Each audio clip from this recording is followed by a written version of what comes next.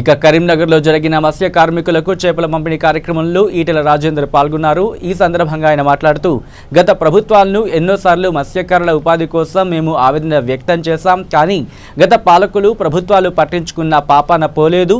తెలంగాణ ప్రభుత్వం 3 లక్షల చేప పిల్లలను మొదటి విడతగా మంజూరు చేసింది. ఈరోజు మనకు అందుబాటులో ఉన్న మానేరు డ్యాంలో ఈ చేప పిల్లలను వేయడం జరిగింది. మత్స్య కార్మికులకు వేరే కుల వృత్తులు వాటి పనులు చేయడం తెలియదు. దీనిపైనే జీవించడం కాబట్టి వీటిని ఎల్లవేళలా వీటి పెరుగుదలకు అన్ని జాగ్రత్తలు తీసుకోవాలని కోరారు. మత్స్య కార్మికులకు ఇచ్చే రుణ మాఫీ కాకుండా వాహనాలు, సైకిల్ మోటార్లు, సబ్సిడీలు అన్ని విధాలుగా వాడుకోమని అన్నారు. అలాగే రానున్న 2-3 రోజుల్లో ఎగువ మానేరు నీళ్లు రానున్నాయి. ఈ ప్రాంత ప్రజలకు గొప్ప వరాలుగా భావించి నీళ్లను సమృద్ధిగా వాడుకోవాలని ఈ ప్రాంత ప్రజలను, రైతులను, మత్స్యకారులను కోరారు ఆయన.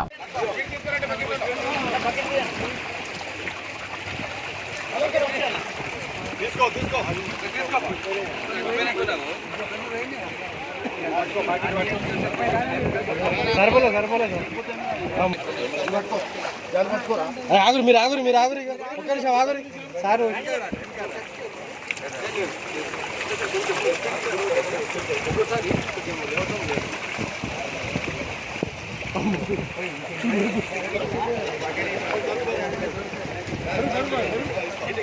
కింద చేపలు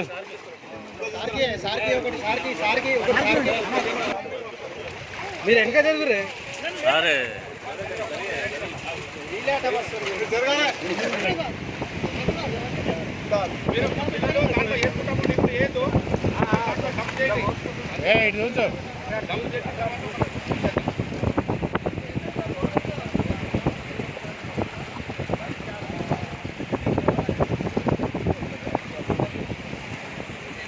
దీన్ని దృష్టిలో ఉంచుకునే కేంద్ర ప్రభుత్వము ప్రత్యేకమైన శాఖను ఏర్పడేసి ఈ రంగం అభివృద్ధి కోసము అనేక సబ్సిడీ పరంగా రుణాలు ఇవ్వడం జరుగుతున్నది.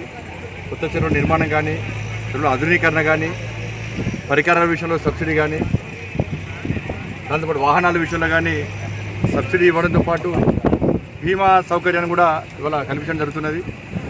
కాబట్టి ప్రత్యేకంగా మన పార్లమెంట్ సమావేశాల సందర్భంగా ఈ విషయంపై ప్రత్యేక చర్చ జరగడము, అనేక మంది పార్లమెంట్ సభ్యులు దీని మీద అనుమానాలు కానీ వాటిని నివృత్తి చేసుకోవడము, సంబంధిత మంత్రి గారు కూడా రాబోయే రోజుల్లో ఈ అనుమానాల నివృత్తితో పాటు ఒక కమిటీ వేసి కింది స్థాయిలో ఉన్నటువంటి వాళ్ళ సమస్యలు తెలుసుకొని ఆ సమస్యలు లేకుండా తీసే ప్రయత్నం చేస్తామని చెప్పి మన హామీ ఇచ్చారు. కాబట్టి రాబోయే రోజుల్లో కూడా ఈ రంగాన్ని పూర్తిగా ప్రోత్సహించడం పాటు ఒక పార్లమెంట్ సభ్యునిగా వాళ్ళ అభివృద్ధి కోసము, ఆ కుటుంబాల యొక్క వాళ్ళ కాపాడుకోవడం కోసము ఏ సౌకర్యాలు అయినప్పటికీ కూడా వాటిని తీర్చే ప్రయత్నం చేస్తా.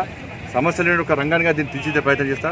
తప్పకుండా అందరం కూడా ఈ విషయాన్ని దృష్టిలో ఉంచుకొని కలిసికట్టుగా, ఏంటంటే చాలా పేద ప్రజలు ఏదో అత్యాశతో కోట్ల రూపాయలు సంపాదించుకోవాలి, లక్షల రూపాయలు సంపాదించుకోవడం ఆశ లేదు. కేవలము కుటుంబ పోషణ కోసం మాత్రమే వాళ్ళు ఇస్తున్న అనేక ప్రమాదాలు గురవుతున్నారు.